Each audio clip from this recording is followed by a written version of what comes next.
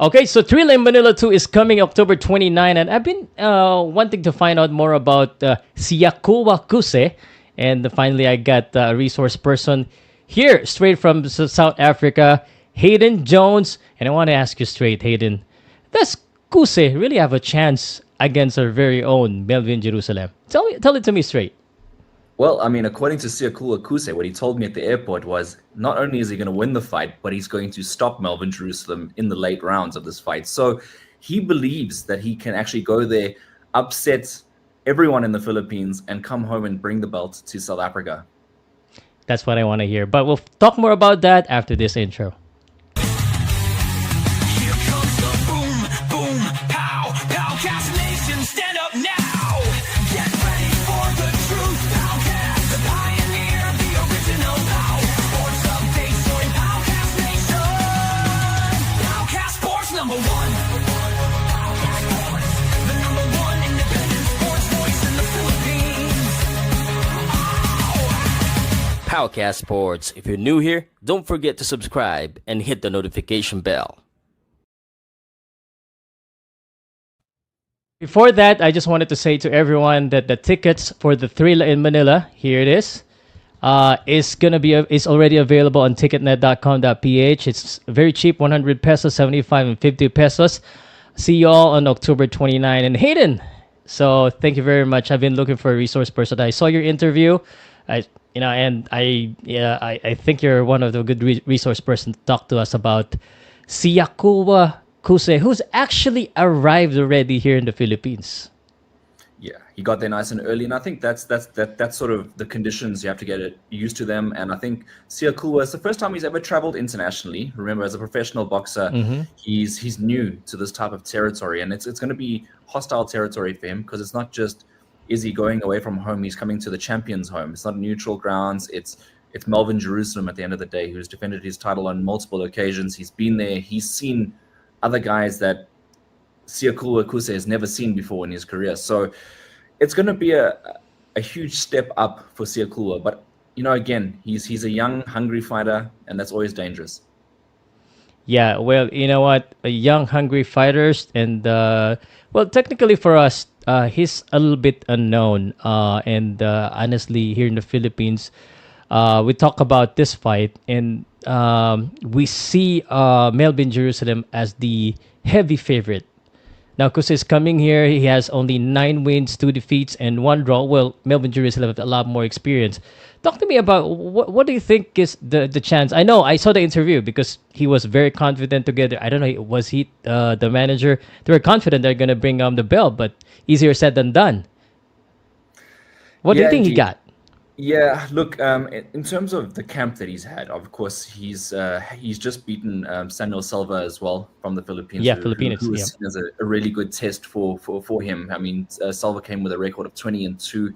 I wasn't too sure on the background really of Silva coming in, but the fact that Kuse had a hard fight with him, it wasn't an easy fight, but it was sort of a barometer test to see where he's at. Now, Melvin Jerusalem, yes, very different. He's a world champion and he's been at the top for a long time. But what Kuse does have is he's got range. He's a southpaw. He's gonna try utilize those aspects. And I think sort of the game plan for Jerusalem and where the confidence comes in is it's more so the age of Jerusalem than anything else. Catching Jerusalem at the right time of his career. That would be the incentive for Kuse to come in, because you got Jerusalem who's been around for a long time. You can see the massive age gap between the two of them on the statistics right there. Kuse has got a long career ahead of him. Sure, if he doesn't come right in the Philippines on the 29th of October, he can still come right in the future. But I think the confidence from his side is there's never been a champion from where he comes from in South Africa. I mean, he comes from Indansane, which is a small village in South Africa, and there's never been never been a WBC world champion from that region. Yeah, certainly a big motivation for Kuse. I mean, I'm sure the whole country is behind him on this. But I also got this from your interview.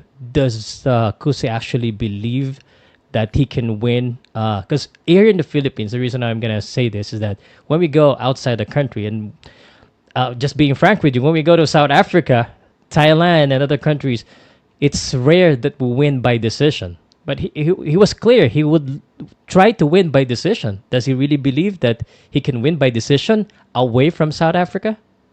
You see, I think a lot of the time, especially when fighters travel, it all depends on who the sanctioning body is, who is there going to be neutral officiating. Because if you go to a country and it's all the countrymen of the person that you're traveling to judging the fight, you already got 2 or 3 round sets against you.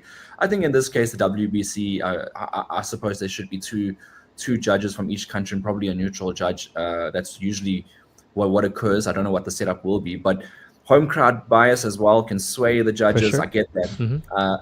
He is very confident. Just to get back to your question, he's extremely confident that he doesn't need to go to the judges. That's what he said. But he said if so, and a knockout would be a bonus in that case, is that he could win on points.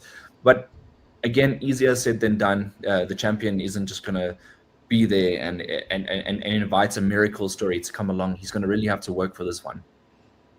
Yeah, actually, the fight with Salva here in the Philippines, we actually thought it was controversial. He was knocked down there, I believe. Uh, it's not that I'm underestimating Kuse, like, but with that fight, Salva is a good fighter. Actually, he fought for the world title a number of times, but falling short. Um, but that kind of Kuse, and I think I'm gonna have some time with Kuse in the near future here before the fight. But that kind of Kuse against the Melvin Jerusalem, who actually is very active, it's I don't think it's gonna be enough for him to win by decision, especially if it's just gonna be most of the time I see him countering the shots, not really So being aggressive. I'm going to put it to Powell. So when you're looking at Jerusalem and his camp, I mean, they must be extremely confident on their side. Do Yeah, they? they said they want to go for a knockout, They also for want to go. very aggressive. Yeah.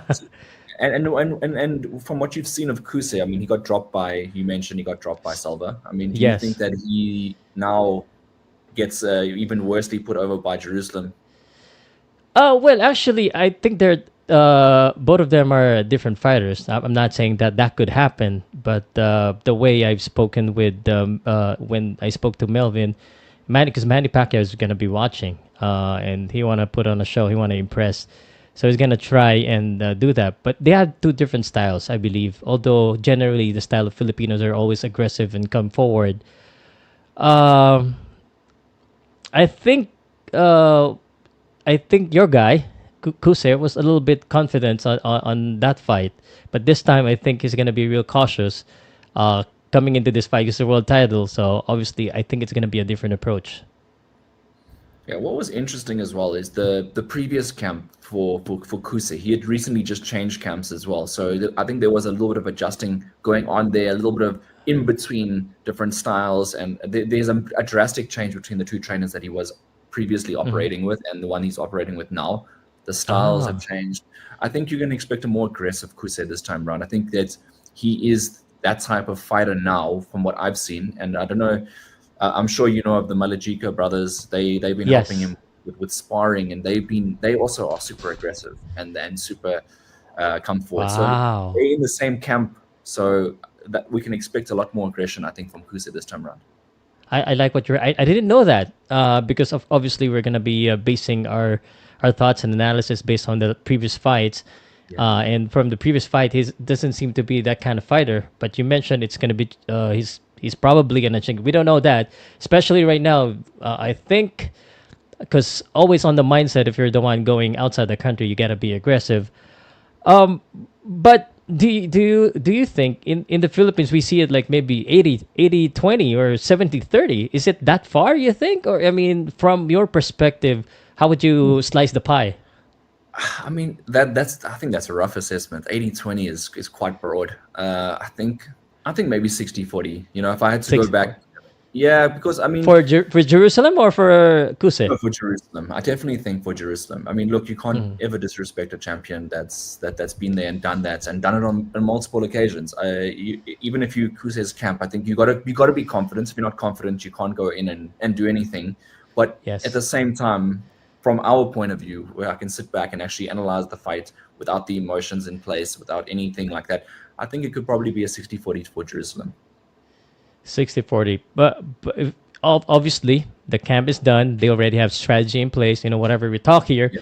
they're probably gonna see it, but they already have. They should know better. But from your point of view, what do you think would be the best approach for Kuse to bring home the belt?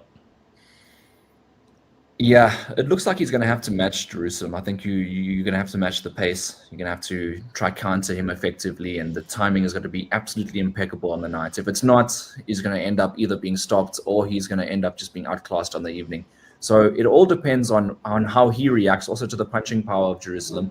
I think that's where the telling sign is going to be, is can Kuse effectively, because it's impossible to avoid punches. You're going to get hits. It's the sport of Yes. boxing. Can he evade enough on the evening and counter effectively? I think that's going to have to be the barometer. So the story will kind of play out on the nights. I can't say for sure. There's a lot of fighters in South Africa in the past where you could say for sure they can go overseas and they can dominate. We've never seen Kuse in different conditions either, so it's going to be extremely difficult. I reference our fighters from overseas, especially the smaller guys, which you will know very well: Heki Butler, Mauritius Mtsalane. Yes. Those guys were They pop machines. out That was here. the biggest. What's Yeah, that? actually, they have fought here. Heki Butler, I Yeah. remember him. He fought here. So I would expect from Kuse to be more aggressive and have volume punching. And like what is, I don't know if that's what you meant by matching the Yeah. activity. Is that what you mean? Yeah, that's exactly what I mean. Yeah, because I think as a challenger, you cannot be reactive and just waiting for the punch. I mean, it's a different story if you're outside of your own country. So, and you're the challenger, you got to be aggressive. But that's also one thing. I just know that right now when you said he's changing his style, and that could be something there. I mean, uh, he's young now; he could still learn. But is this a good time for him to change style now, especially in the most critical fight of his career? Well, look, I think that the whole interchange with the trainers happened really recently, and I think that this world title shot came prematurely. In fact, I don't think Ah, he expected the world title shot to come this soon. I think he was expecting it maybe by the end of next year. I think that's the realistic goal that they had. But when an opportunity comes knocking on your door, you can't turn it down. It's an opportunity of a lifetime. So he openly took the opportunity. Of course, financially, it'll change his life in a big way. As you know, like South Africa mm-hmm. isn't the highest earning region in the world in terms of boxing, and I'm sure in the Philippines it's the same. As we see the two countries exchanging boxes all the time, fighting each other, it's like a little bit of a rivalry now between South Africa and Philippines. The amount Mm-hmm. of time the athletes do cross over and fight each other. So I think there is that aspect to it. Obviously, South Africa versus Philippines, bragging rights. I think that's also going to be another factor here. And his stablemate, Bevan Sibanda, also, I don't know if you saw his interview, but he also mentioned that that he believes that Kuse is coming over to the Philippines already having beaten a Philippines boxer in the previous fight. So there's a lot of dynamic to it, which I think and For pride sure. on the line that way. Yeah, I think I always like an underdog story, and Kuse is definitely, I believe, the underdog. It's always nice to hear those. But of course, against Filipino, that's a different story. That I just we want to see a good fight, obviously here, and I'm just trying to find out what do you think is kind of the strength of Kuse in this fight, because I don't know how to say this as nice as I can. Everyone's really counting him out already here. A lot of Filipinos. I don't know if you've seen the comment section when we posted his photo that he arrived here, and a lot of Filipinos are saying that is there anyone stronger? Kuse is gonna watch this for sure. I want him to be motivated. I want him to be really on fire about this. But even you, I mean, you think he's the underdog. Look, when you defended the WBC world title 3 times, there's an expectation from your supporters. I understand Yes. that they want to probably unify, they want to do a whole bunch of other objectives. And then here comes along this unassuming South African boxer, Siyakholwa Kuse. No one really knows a lot about him. He's relatively under the radar. He's fought once internationally. He's Mm-hmm. been given this opportunity, but he's beaten a lot of good guys locally. And I think one is to assume that South Africa, especially in the lower weight divisions, as it is in the Philippines as well, if you are successful in the lower weight divisions, you are pretty successful. I mean, the best fighters come in those weight divisions. So if you can somehow emerge to that level, it's going to be good. Look, I wouldn't count him out. I mean, I don't think there is a lot of knowledge on him, and that's also another thing. Yeah. It's like, who is this guy? Why is he sharing the ring with our world champion? And the same would apply if you had brought a guy that's got 9 wins and 2 losses from the Philippines to fight either Yeah. Sivanati Yeah. Nonchinga or Pumalela Kafu, who have now like it's. I get it. Yes. Like there's a whole media perception on who are we bringing Mhm. and why are we bringing this person. But if the WBC wants the fight and they are in the position, he's earned the rights to fight there, then I don't see why not. If there's anything you mentioned about the pluses or the things that Kuse should do, if there's anything that Kuse should not do in this fight, from your perspective, what would that be? Yeah, I heard the camp what they alluded to. They're obviously working on a certain strategy, which they don't obviously we can't divulge Of from what I've course, heard from them. But they obviously note that Jerusalem is a strong man, heavy-handed, and right straight, he's very good yeah right straight. yeah. So The right avoid straight that is very punch at good. all costs. Let's put it that way. I Avoid can that already punch. tell, but that's very obvious if you see the highlights that right straight is coming for you.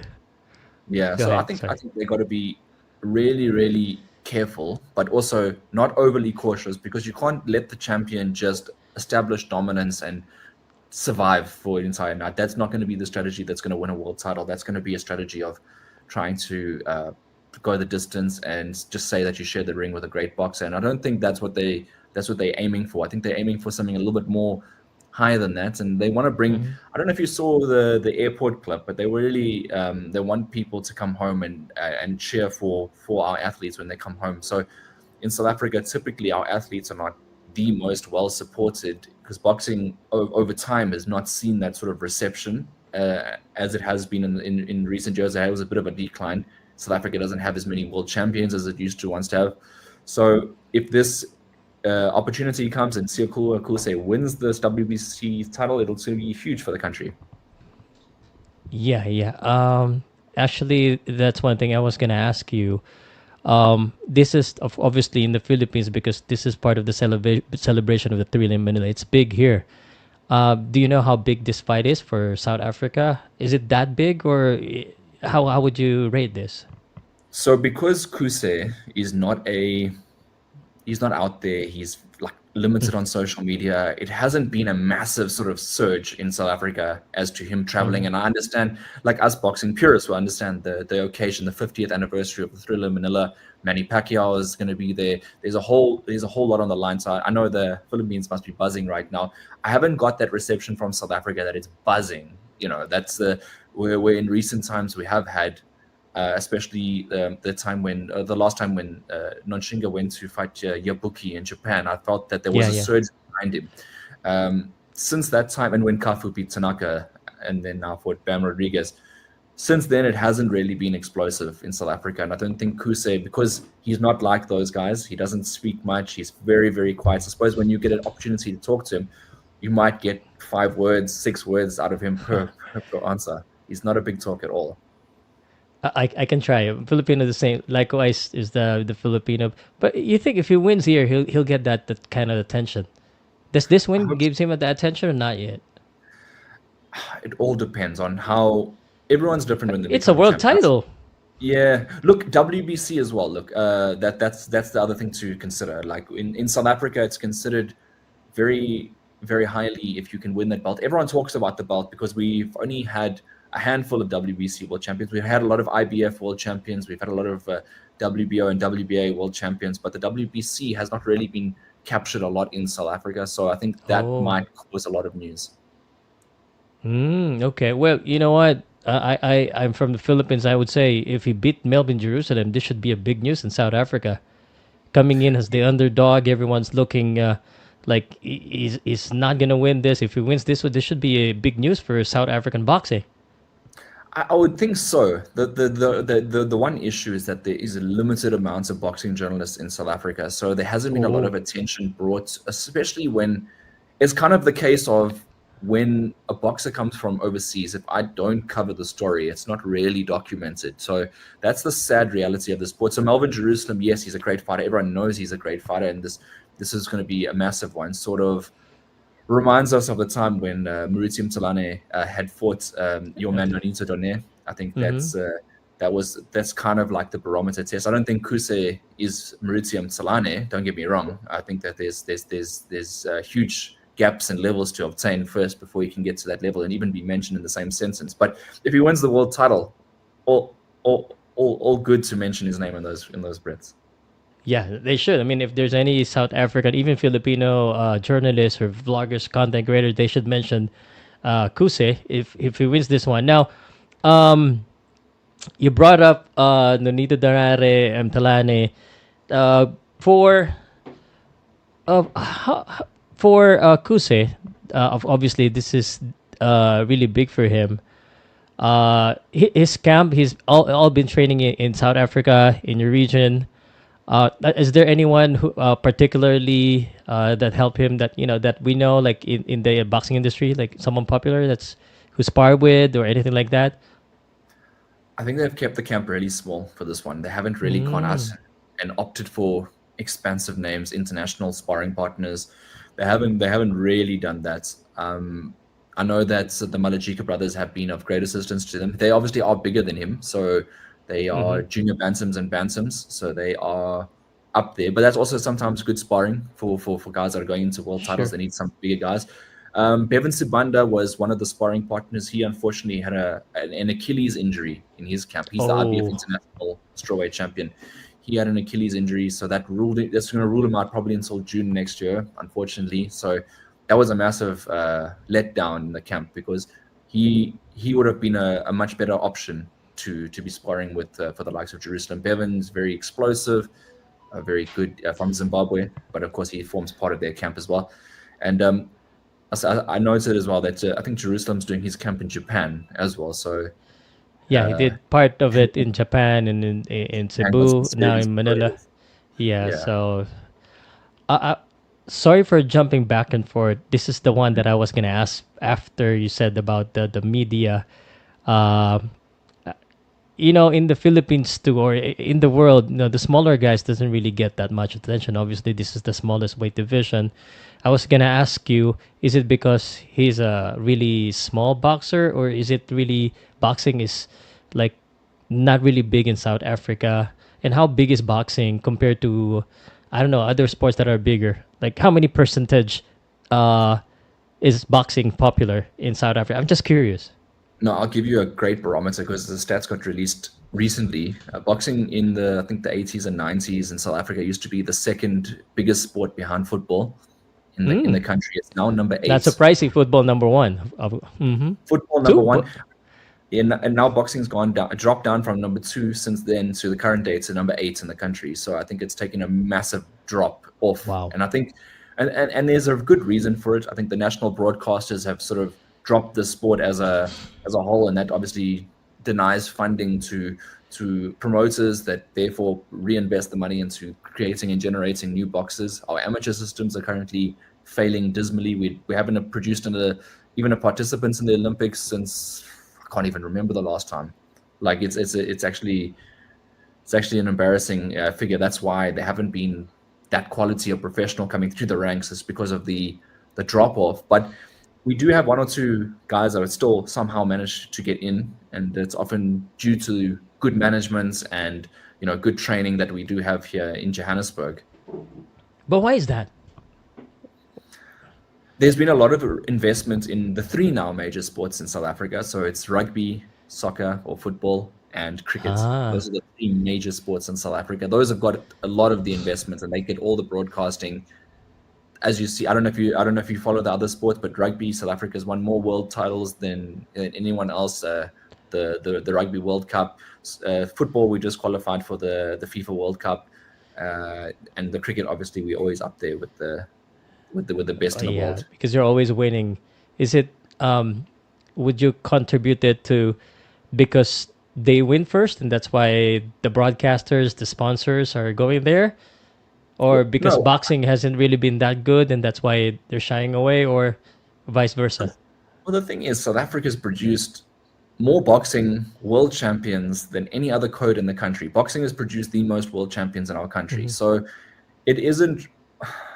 It is a surprise, but it isn't a surprise. If you come to South Africa, you'll understand what's going on. Okay, all right. I'm sorry for talking, asking you about that, but I'm just a little bit curious. I mean, in the Philippines, boxing still one of the big sport, not as big as basketball. Basketball's like way ahead here, even though we haven't won anything in basketball in the world, but it's still number one. Everyone talks about even the boxers talk about basketball, but boxing as a world champion, that's definitely something that we always support here.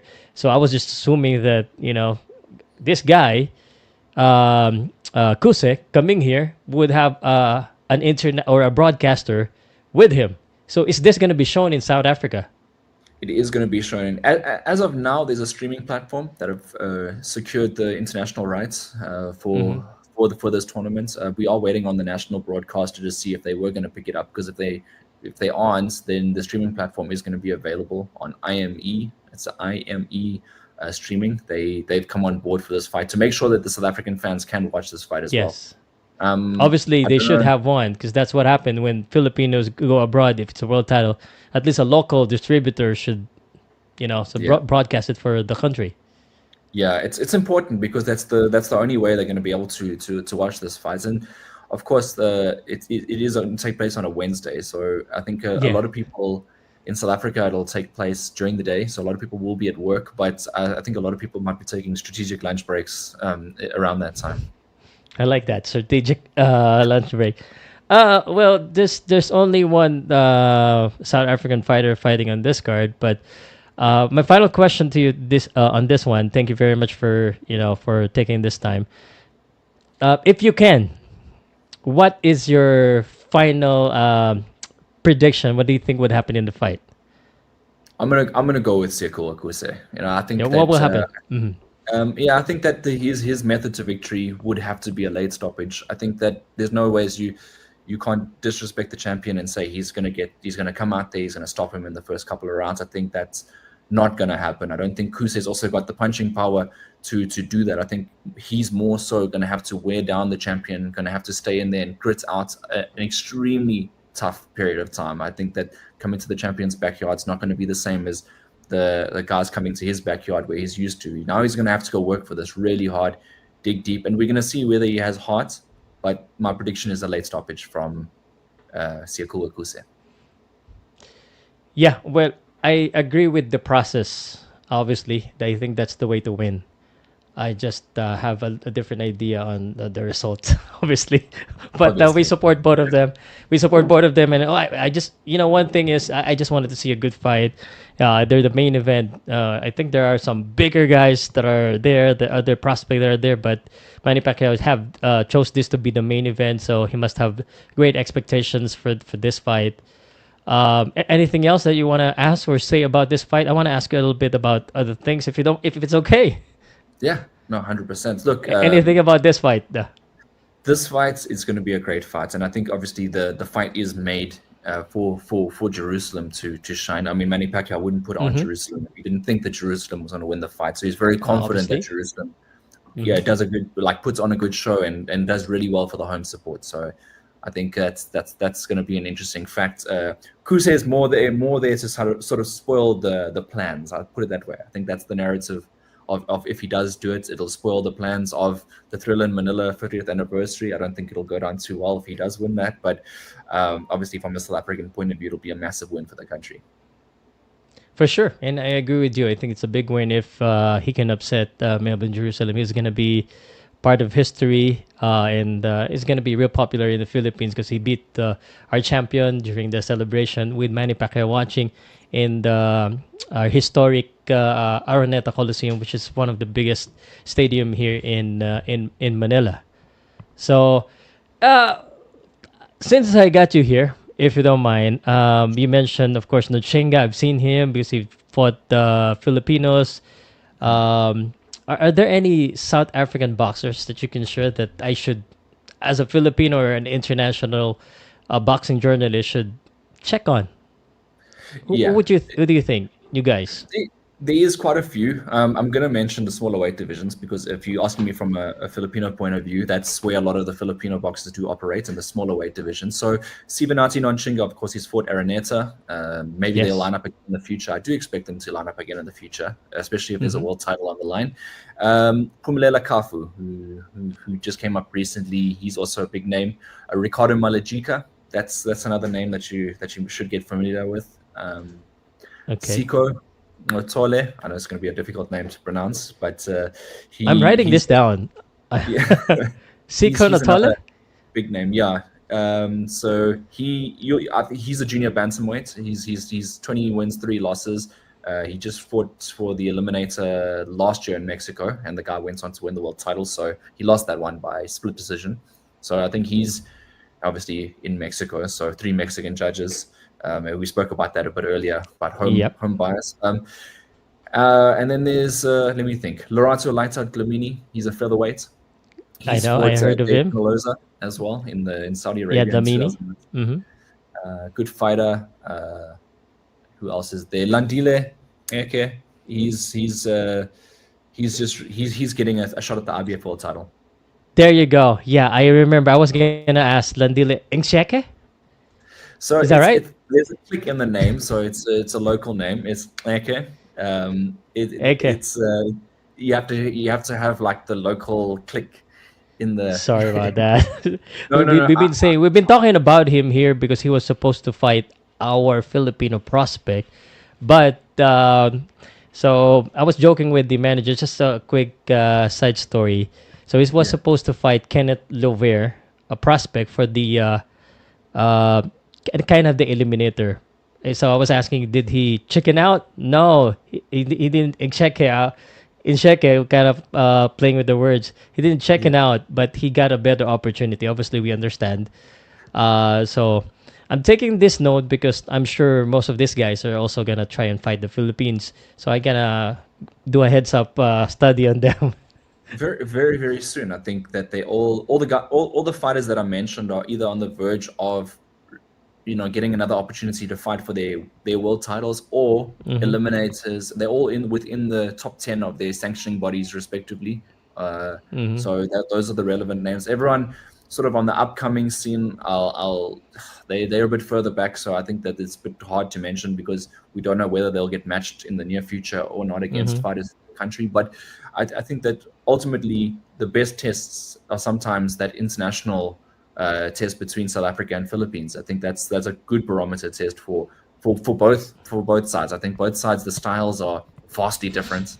I think when you look at the styles, you can see. You mentioned earlier guys from Philippines, obviously come forward fighters, aggressive fighters, and some are a bit different and offer something a lot more introspective, and that's where the sort of dangerous fighters from Philippines come from.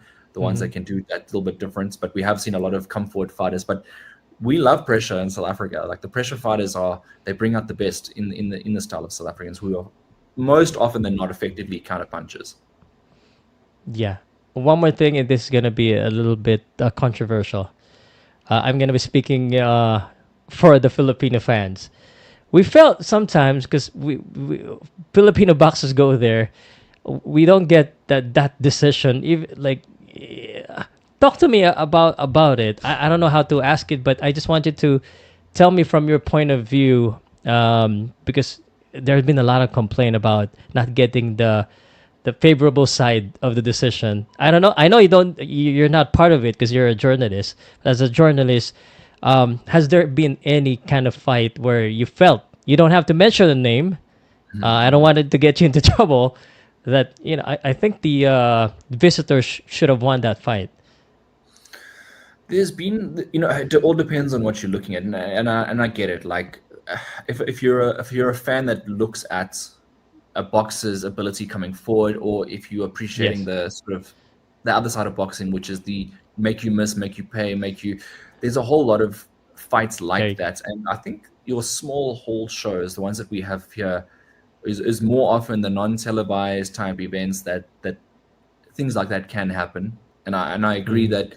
I don't know of a specific fight. I know that there was one fight that when I was watching with Joey Kanoi. where he came and he fought Simpiwe Konka. Unfortunately, there was a head clash in that fight, but Konoe looked really great that day, and it looked like he was gonna upset Simpiwe Konka for the IBO world title at that stage. But because of the head clash and that it wasn't 4 rounds in, it was ruled a no contest. So I thought that day was really going to be his day to come to South Africa, and it doesn't happen often, as we said before. It doesn't happen often. So yeah, but for fans that are watching for a particular style, I get it. Like they seeing, for example, like a lot of the Philippines boxers come forward, dominating on the front foot, but then often most of the time missing, and maybe ring generalship is more considered in Philippines than perhaps the artistic side of boxing of making a boxer miss. It's more your busy fighter, your ring generalship, which is judged.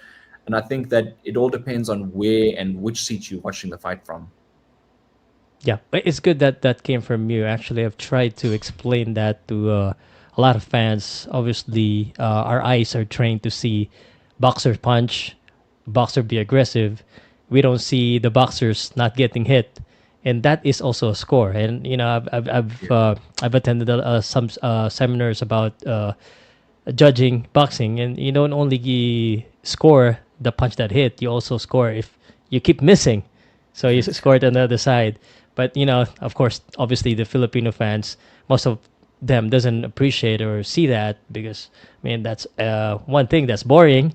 Second thing is, where's the punches? We want to see the punches. But I guess it's good that that came from you. So yeah, that's all I want to ask you. Unless you have any questions for me or anything, since you got me here. But moving forward, if there's any Filipino boxers that you want to learn more about, any coming there, you can always reach out to me. Anything else, brother?